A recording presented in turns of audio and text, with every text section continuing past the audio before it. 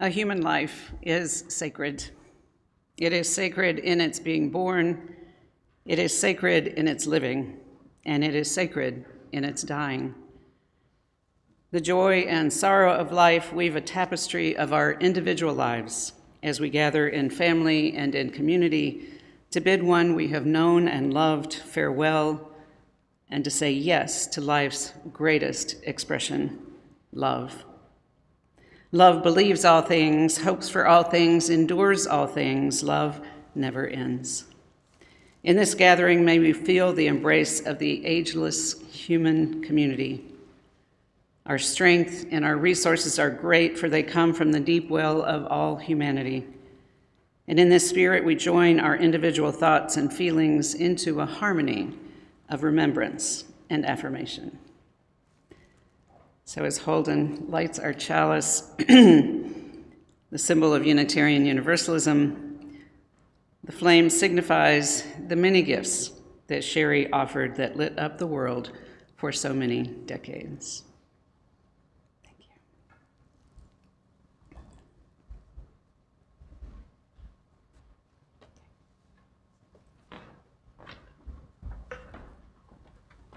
you.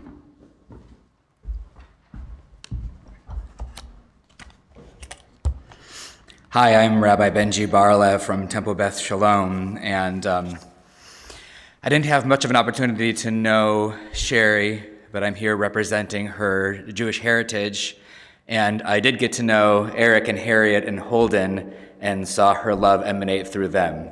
And if the love that the three of these folks put into the world is anything to, then we know that Sherry certainly had a lot of love in her life.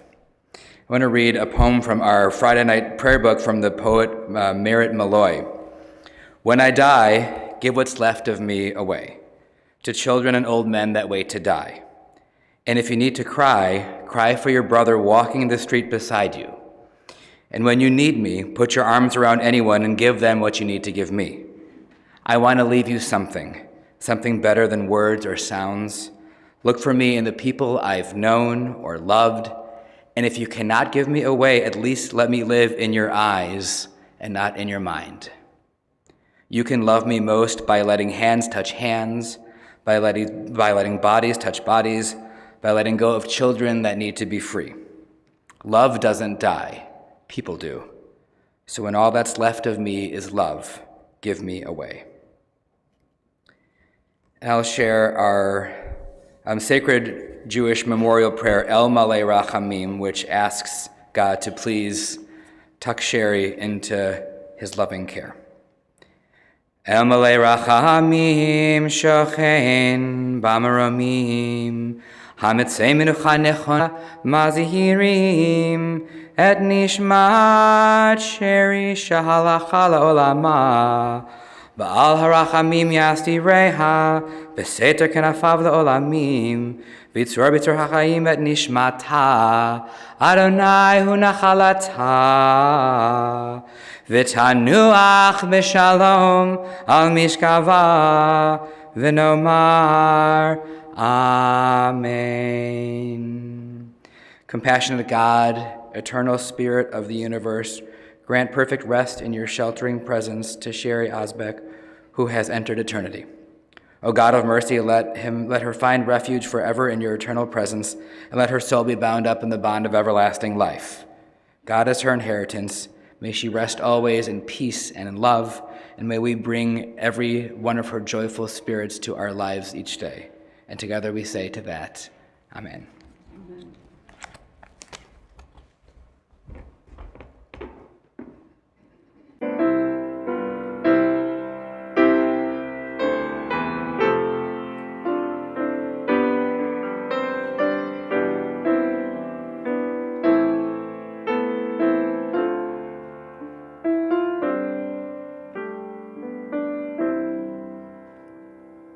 Spirit of life, come unto me. Sing in my heart all the stories of compassion. Blow in the wind, rise in the sea, move in the hand, giving life the shape of justice. Roots hold me close, wings set me free. Spirit of life, come to me, come to me.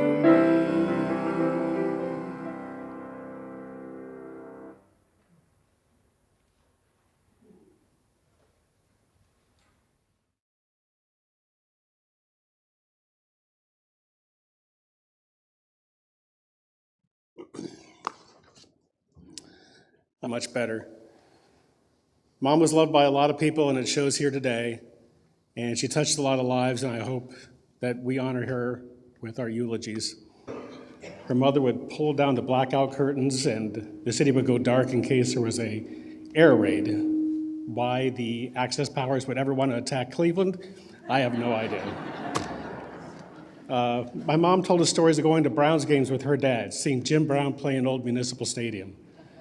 She went on to college at Ohio State, where she was a majorette and twirled her baton on the field with the best damn band in the land.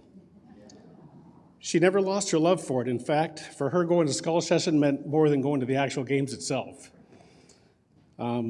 She just loved St. John Arena, and she loved going there and seeing the band. And we were fortunate a few years ago to get her a limousine to take her to the skull session. And that was like the highlight of her year. She just loved it. She'd never been in a limo before, and she had not gone to skull session in a long time, and so we were able to do that for her. In fact, she loved the band so much that when we had to sell her car, the CD that was in the car that was playing, when I turned the radio on, was to Biddle. So that's how much she loved it. Mom went on to her education at Arizona State, where she finished her degree in journalism, and where she told us she met who he was. Taking her degree, she went on to a very short career in TV, where she interviewed people like John F. Kennedy, Lyndon Johnson, and Barry Goldwater. She married a commander of the Navy and moved with him to Hawaii, and was stationed at Pearl Harbor. And we even have somewhere Super 8 movies of her filming some of the lava flows on Mount Kilauea, so that was pretty cool. After that marriage ended and she met our dad and started her family, we moved all the way across the country and back again, from Cleveland to Arizona to Miami, back to Cleveland. And as this marriage ended, as a single mother of two in the 70s with no job prospects and the weight of the world, she moved us here to Columbus because a friend of hers promised to help her out. Not only did she survive, she thrived. She met a lot of people that would end up being lifelong friends.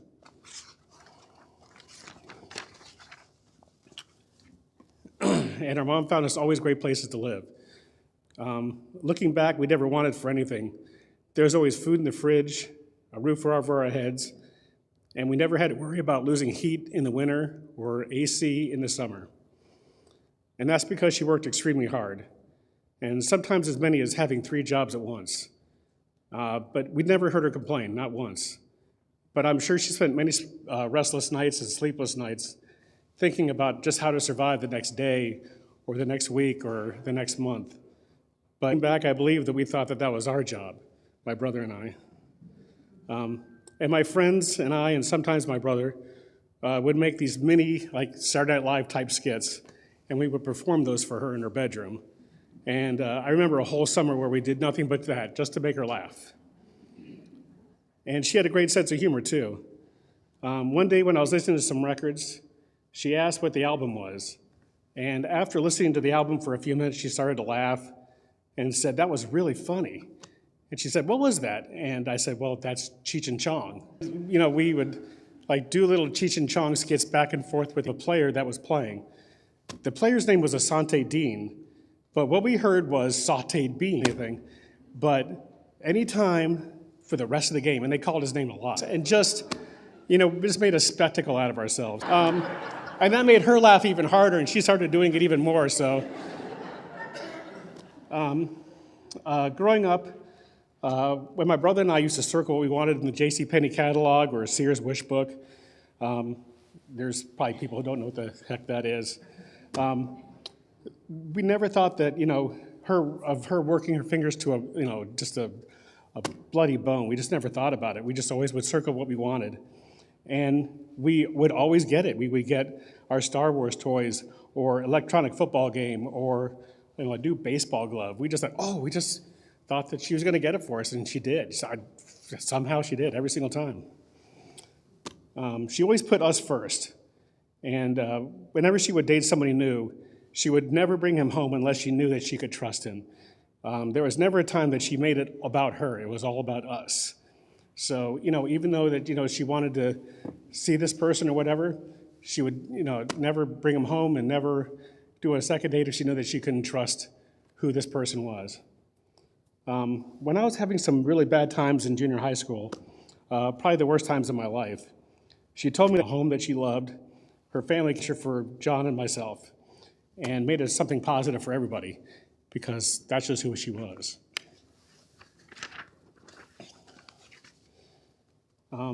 Anytime one of my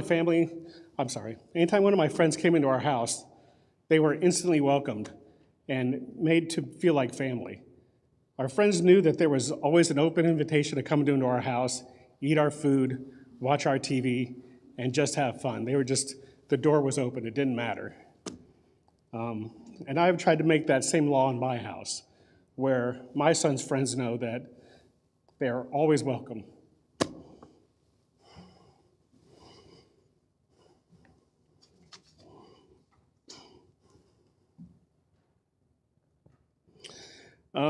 When I wanted to join the Army when I turned 17, my mom was 17 and she was like, "No, you're not getting my permission, you're not getting my blessing, and you're not getting my signature."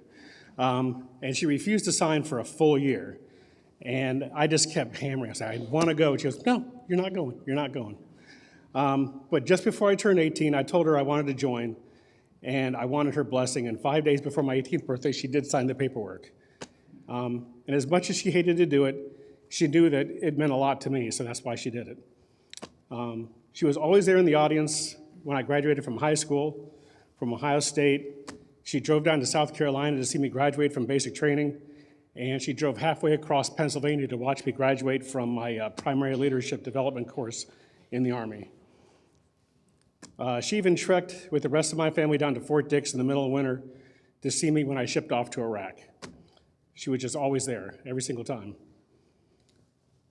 Finally, she was an amazing Nana, both to Holden and to Ava. And for my son, she was the only grandparent in the city, and she made him forget that there was anybody else. She helped him with homework happily and often. She helped him cook, let him sleep over, let him nap on her couch and on her, and let him eat her food. When he got older, she went to almost every single baseball game. And when my son played football, she went to every single home game, with her favorite foods being every single game, it would be a hot dog with mustard, peanut M&Ms, a bottle of water, and a popcorn. And if she was still hungry, we had to take her to Taco Bell. So, And she even went to most away games, and she was his biggest cheerleader.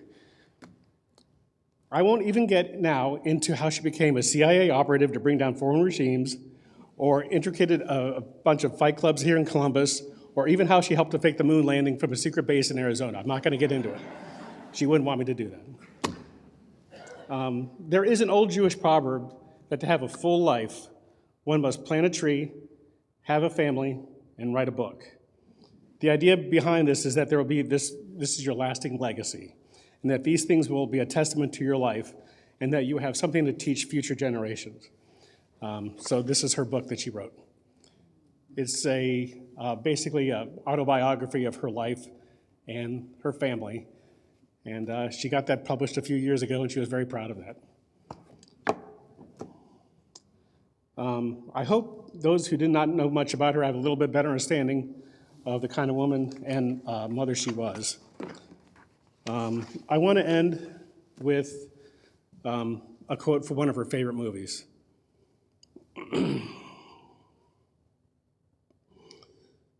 I had a dream. I dreamt I was light as ether, a floating spirit visiting things to come.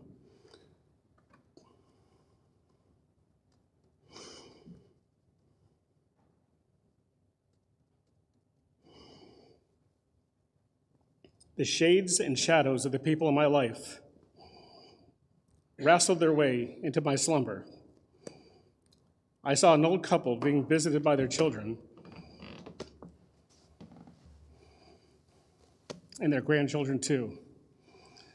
The old couple weren't screwed up, and neither were their kids or the grandkids.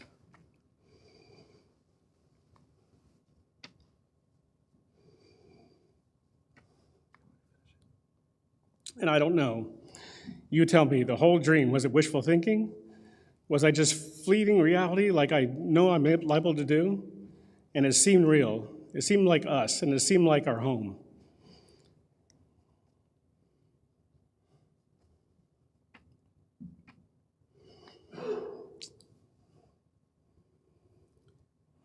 If not Arizona, then a land not too far away.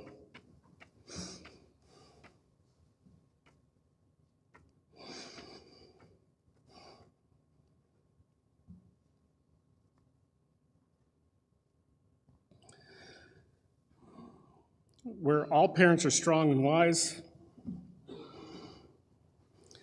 and all children are happy and beloved.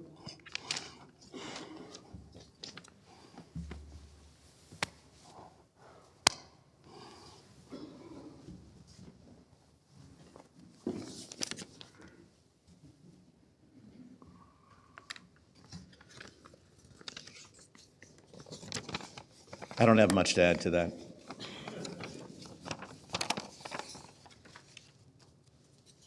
Just a couple of things.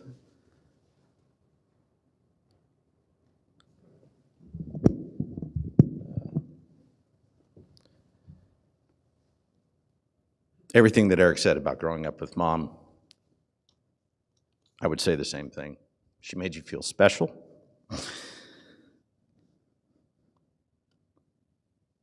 And if you weren't family or friends, it didn't matter. She still made you feel special.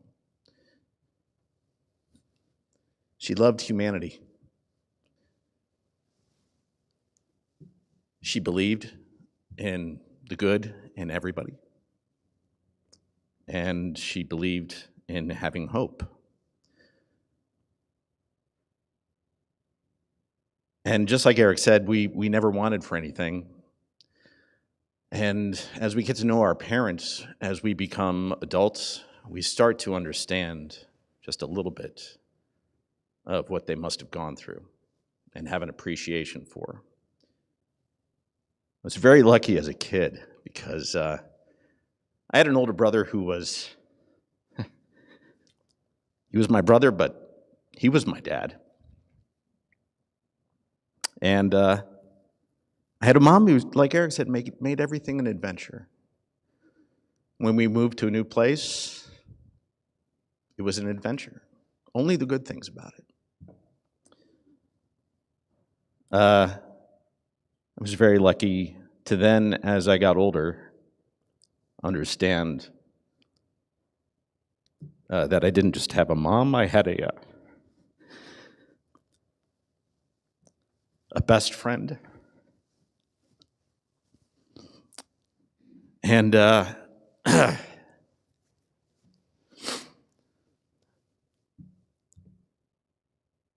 towards the end, Mom wasn't saying much. You know, she had stopped talking for the most part. But man, if you were lucky, sometimes you got a little "I love you." That was everything.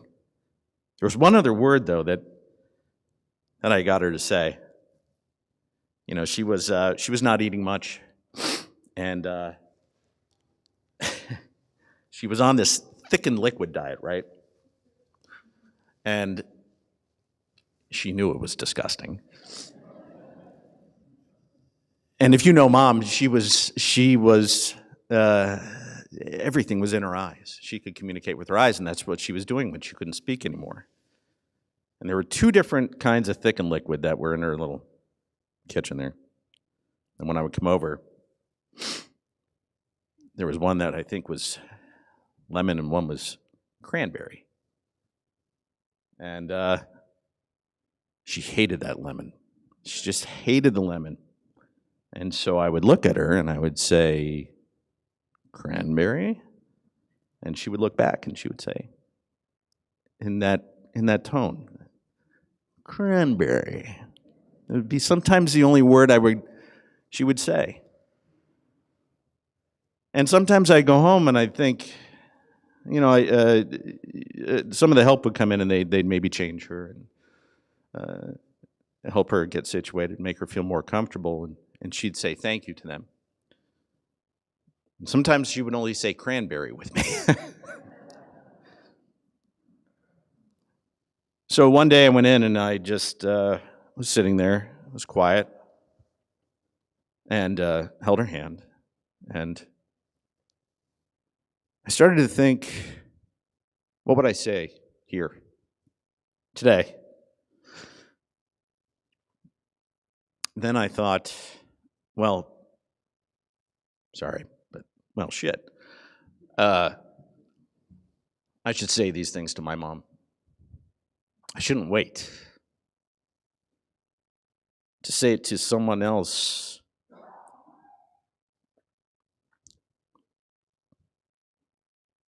How proud I am to be her son.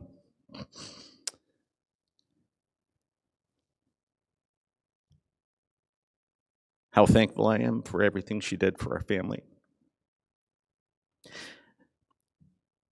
How courageous she was to do the things that she did that Eric talked about.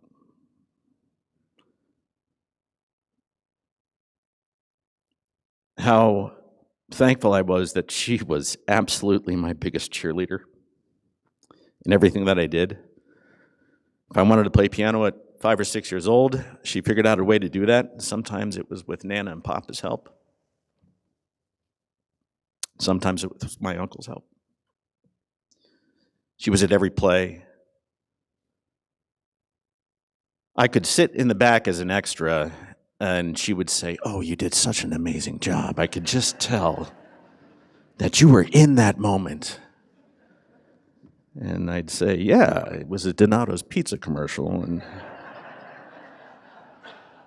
But you walked away feeling good, you know. Every time you were with her, you walked away feeling good. That's what she did. And I told her these things. I'm so thankful that she lived to see her great-grandchild. And she was so proud of her entire family. I'm just going to read something that I found when we were going through some pictures. I think I can get through this.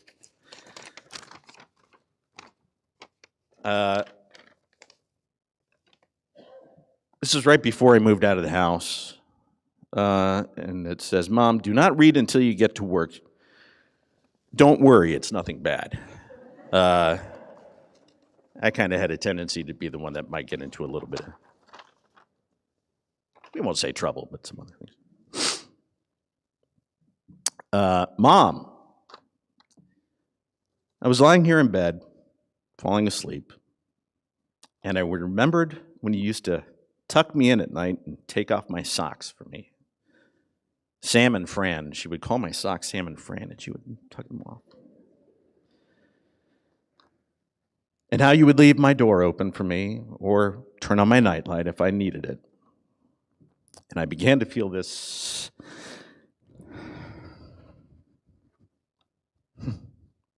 kind of ache, or maybe a yearn, whichever. And I guess that maybe all I really wanted to try to say is thank you for everything. I have given you many challenges throughout my life, and I try to comprehend just what you have gone through in your life and what a great person you are.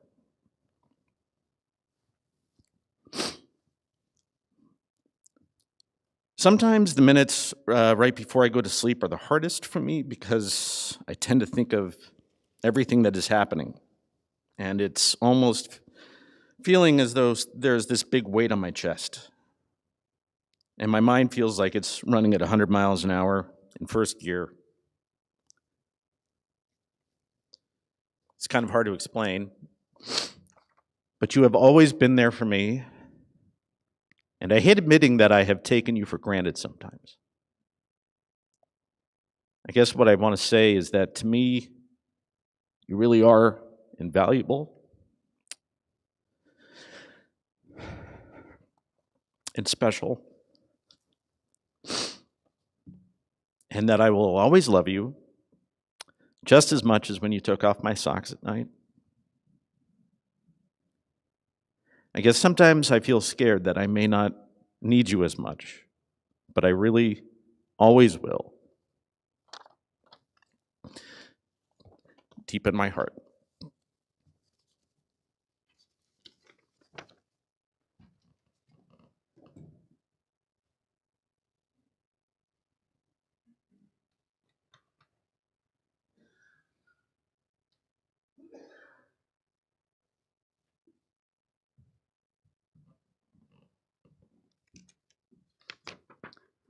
I'm Brother Bill. That's what little Sherry used to call me. We had little Sherry over there. She was Big Cher, but I was Brother Bill. And I want to really pass out some very important thank yous. This community, this UU community, has been so stupendous for Sharon in her later years. That choir meant more to her than you can ever imagine. And she would brag about it and her friends and what they did in this beautiful community. So I thank you. I thank each and every one of you. But while I'm passing out some thank yous, the Osbeck family, where are you? It's been a rough go. You guys have been just fantastic. The calls I used to get every day, little Harriet sometimes by the hour, she was great, just great. And you really helped me get through it. Most of you might not know that I am blessed to have 3 beautiful daughters, of which there's one sitting right in front of me. And my 3 daughters and their beautiful husbands were just the same. Their hourly, daily worry about my sister, about myself, about Sheila. It was just, I thank you, thank you. But my primary thank you would be to the young lady to my daughter's left, my wife Sheila, who every day stood up with me and every day made it more important and let me know how much she loved Sharon. They were buds, but she got me through it, and for you, I love you, and I'll never forget how you stood next to me. Sharon led a hell of a life. She was full of adventure, she was beautiful, she was a character. Growing up with her was challenging, to say the very least. She was brilliant, she was smart, and I was never going to be a Rhodes Scholar, So she had no competition whatsoever. And that pretty much is how we kind of went through life. Little boys with older sisters didn't necessarily come together immediately, but it took a little time. And finally, when she went to Ohio State, I found out later that if she had a date with a fella, and this guy wanted a second date, that he better come up with 2 tickets to an Ohio State football game, or he would be thrown out on his butt. And that was the most beautiful times. Those times down at Ohio State with these characters that she was going out with, who actually, with my sister, led me to a place north of here called the Heidelberg, which was a very famous bar where I had my first beer with her and this guy that we were going with, who actually sort of ended up to be a billionaire. And it was a moment I'll never forget. My mother did find out about it and chastised my sister for letting me have a beer at such a young age. Little did they know that I was in the bathroom throwing up most of the time. So it really was quite an experience. Then Sharon went to Arizona State, whereas you've been told by those handsome boys, her career always at the top of the list, always number one. Yes, interviewing Jack Kennedy and people like that. She was very comfortable with anybody. You could be on the street begging for quarters, or you could be a billionaire. It made no difference to my sister. She never judged anybody, ever. She was the least judgmental person ever. She was never jealous of anybody. She was always a supporter, especially of her little juvenile delinquent brother. Columbus, Ohio. She moved to Columbus, and I miss those boys. I miss my sister, but she always was constantly reaching out to me and never reminding me of our sordid past. In our family, it was a big deal to take trips. Trips were the big deal, car trips. And my dad, one year after a number of trips to Miami, he got the family together and he said, look, guys, this is going to be special. He had bought a brand new Buick Roadmaster. That's how old I am to remember this car. And he said, don't worry, it's July, but it's air conditioned. It's this new thing. They have air conditioning. I figured, oh, yeah, it's my dad. He knows what he's doing. So we were going to go to Phoenix, Arizona to visit our relatives and have a great time there. And Sharon, at that age, Sharon and I, we got along, but it wasn't perfect, shall we say. And we were on the highway on this famous Route 66, and the temperature started to go up a little bit and up a little bit, and we realized that the car was not air conditioned, it was air cooled. So I looked at my dad and I said, what are you doing? No problem, sonny boy. He would call me sonny boy. And my sister, of course, was giggling, which my mother hated. And he said, we're going to pull into this rest stop, and we're going to get 4 water bags. In those days, they had water bags. There was no, there was no little things you could drink out of, So we got the 4 water bags, and he said, now we hang it out of the windows, and it's going to stay cool, but I want you to understand the drive to Phoenix is another 5 to 6 hours, and go easy on the water. So we take the water bags in and out and take a little spritz every once in a while. And I realized that on the water bag, if you squeezed it, it would be sort of torpedo at you. And she was such an easy mark that I just couldn't resist. And we're going along, and I just got her once, and then she got me once. And then I finally said to her the horrible, worst thing I could ever say. I said, those freckles are really sticking out today. And she hated her freckles. With that, she did the whole thing, right on me. So my mother turned around and she said, you kids are a pain in the ass. And now that you have no water, there's a very good possibility you might die before we get to Phoenix. And she said, I won't care. Ma, you don't care if I die? No, you two are brats and you're just deserving of one another. Suffice it to say, we made it to Phoenix. My sister fell in love with Arizona and spent a great deal of time there. When she came back to Columbus as a single parent, wasn't easy. I know that. I would come down to visit with Sheila, and we had wonderful times with her. She always was upbeat and had things planned and what have you. And she raised two magnificent sons. One, a true war hero. He can make fun and laugh about it. But Eric, you were an amazing American and young man and did a duty that many of us would never have the courage to do. John Boy, a superstar, a businessman, producing his own movies today, worked with the likes of Tom Hanks and people that are huge. You guys were the light of her life. And that grandson, oh my God, he walked on water. And he still walks on water. Wherever she is, she's watching you, buddy, and you better come through. I know you will. I have every confidence in you. But I miss my sister. She thought I was so much better than I really was. This is not goodbye for me and my sister. The memories are beautiful. My sister was beautiful. My sister will be in my mind, but I refuse to ever say goodbye to someone I love that much. Thank you.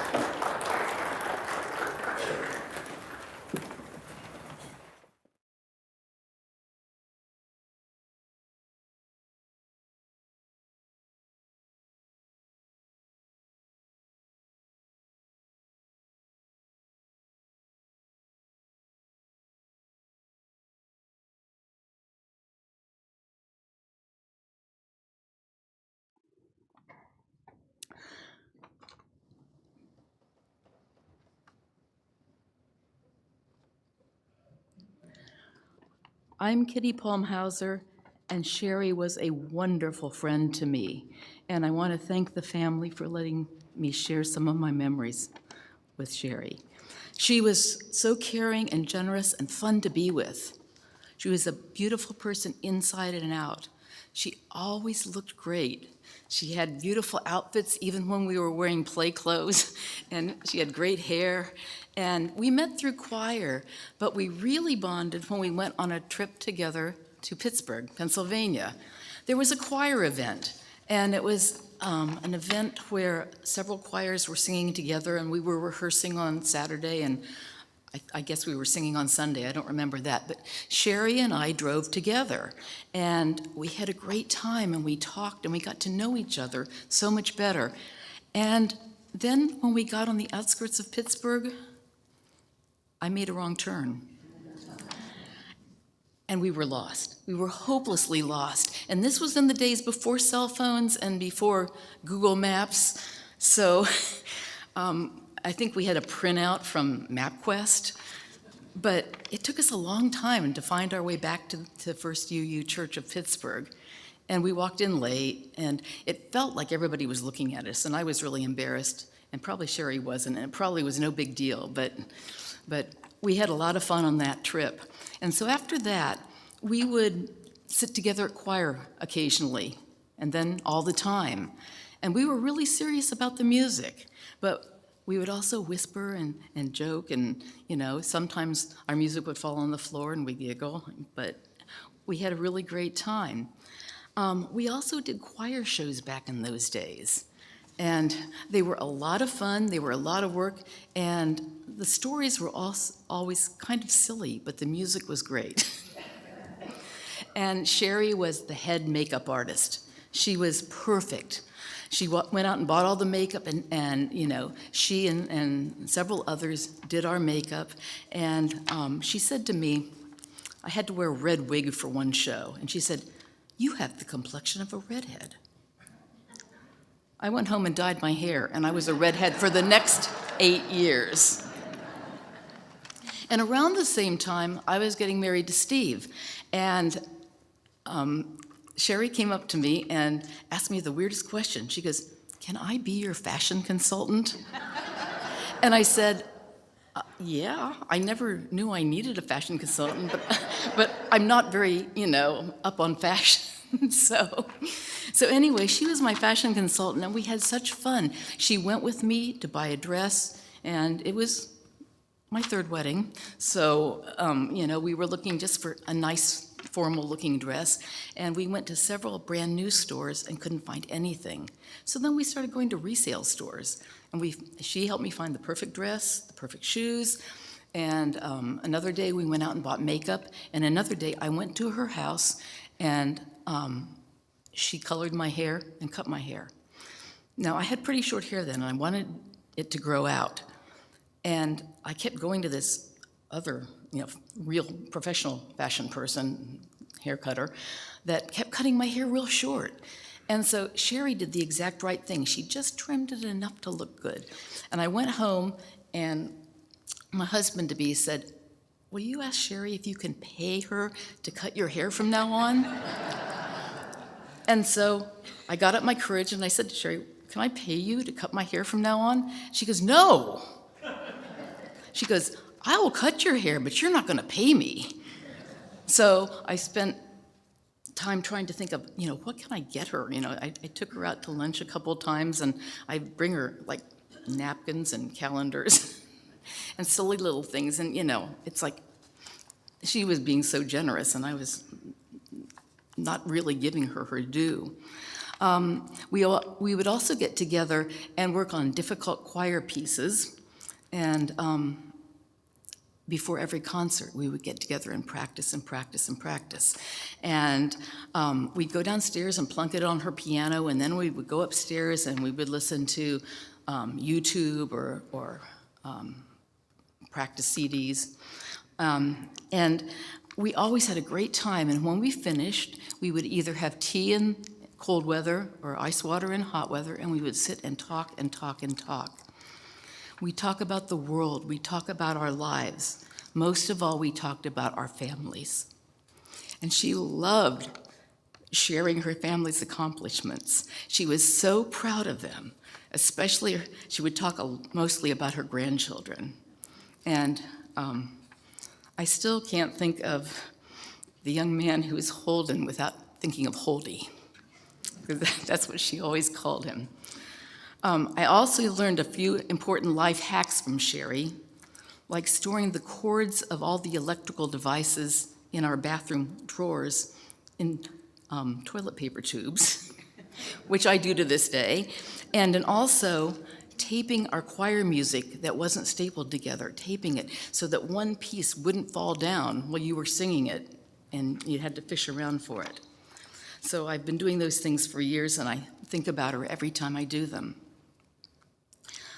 I miss her, I love her, and I know that all of you do too. And I'm hoping that afterwards, after the beads talks and stuff, I'm hoping that when we go back there, we'll have a lot of other stories about your experiences with Sherry. Thank you.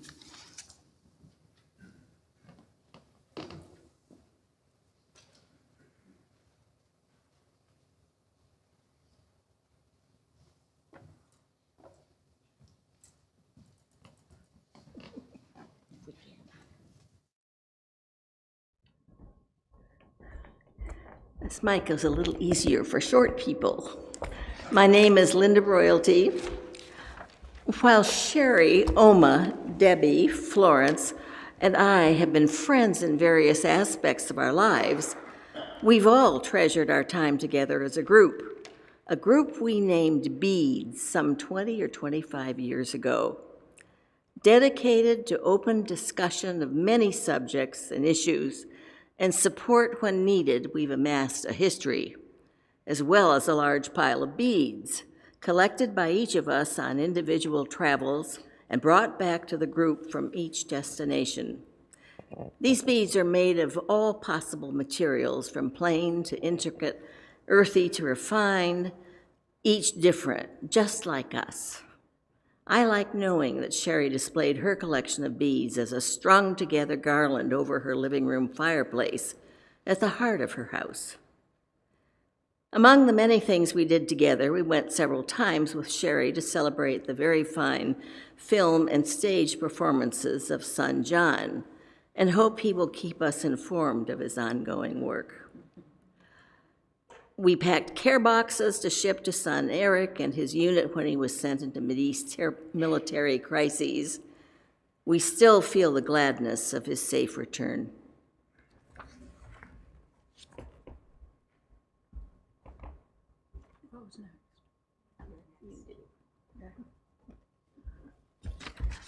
My name is Oma Willette.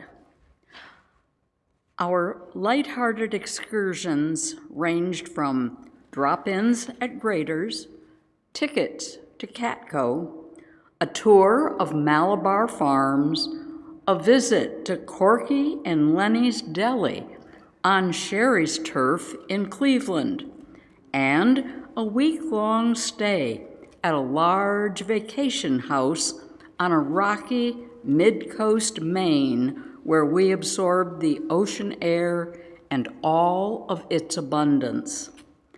On a personal note, during the early summer of 1991, Sherry and I were driving across the U.S. toward the West Coast. We were talking about our personality traits. I shared that according to the Myers-Briggs Personality Inventory, I was an INTP.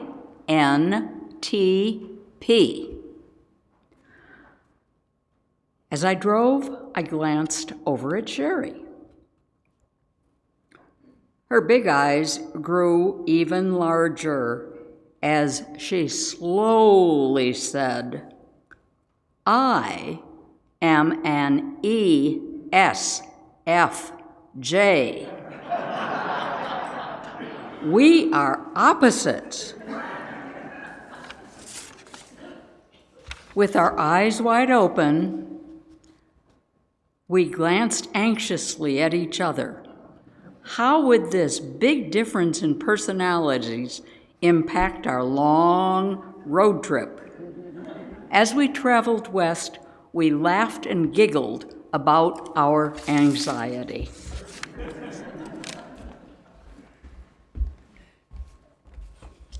Hi, I'm Florence Jane. Sherry had the gift of teaching, generous, patient, and intentional. We met some of her former students, now business owners, at China Jade and China Panda, where we sometimes lunched after meetings or outings. Their joy and gratitude they felt for her time with them and their families was always evident. On a personal note for me, I've known Sherry almost as long as we've been members here, back in like 81 or 82, though I don't recall exactly how we met.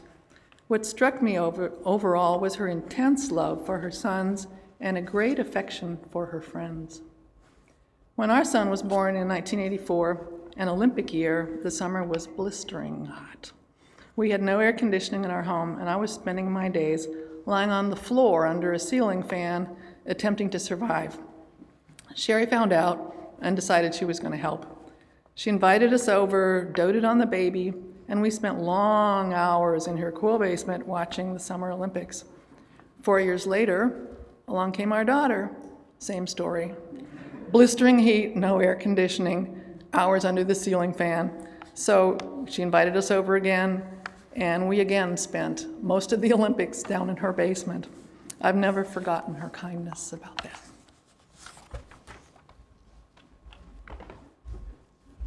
Hi, I'm Debbie Shaw. And before beads, I started to get to know Sherry through all the gatherings of a group of singles that Carl introduced me to when we first met in 1990. Sherry and I, both being natural-born redheads, I could relate to the freckle story, immediately hit it off. Lots of fun times, and the most memorable was a party that was at Sherry's house. And she pulled off the perfect surprise. The evening was in full swing when Sherry called out, "Attention everyone, gather round." And right there in her living room, we witnessed and toasted her marriage to Michael Bethel on New Year's Eve. Nobody had a clue it was coming. I also remember the very first time I was at camp with group at Saugatuck, Michigan. And some of this is going to repeat a little bit. I was headed for one of the activities, and I stopped by to pick up Sherry, and I said, "Come on, let's go." She said, "I'm not ready. I have to put on my face." I said, "What? Put on your face?" She goes, "I don't go anywhere without my makeup." Well, that made her the perfect person to head up all of the makeup team for all of the musicals we did. But her experiences teaching are what gave her the strong organizational skills required for herding us cats and dogs. Speaking of choir, Sherry's other great contribution was all things Jewish. And when I would tell stories for the children's time on Jewish holidays, I would always go to Sherry first to make sure everything was copacetic. But she also taught choir for everything that we sang, the correct pronunciation for all of the words. And I wrote those in my music.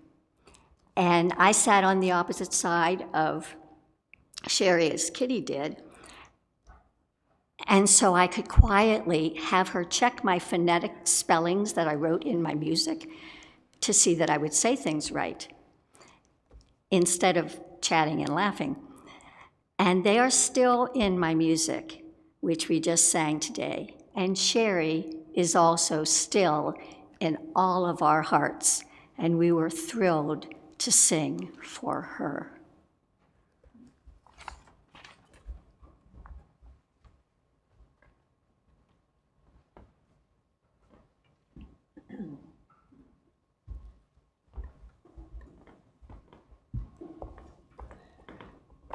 I don't think I've seen this kind of turnout from the choir since I've been here, so this is testimony to their love for Sherry. I'm not taking it personally, guys. So let us join in a final prayer. O Creator of life, take each of us into the sacred circle of self, that each might reflect upon the meaning of this occasion. Take each of us into our private memories of how Sherry's life touched and filled our individual lives. May the memory of Sherry's delight and devotion to her family, her love of music, her steadfast friendship, and her endless support of others stay with us and sustain us. May each of us be taken beyond our own memories into somewhere even more private, where each of us encounters our own mortality. Let a sense of empathy and understanding open us to life, that we shall from this moment on not waste our days. We accept what we cannot change, but our gratitude, our joy, and our delight is real. That our memories of Sherry will last forever, and that those memories will help us heal our grief. Though our understanding has limits, where our understanding ends, a strange and wonderful peace begins, a peace that has its source in creation. Amen.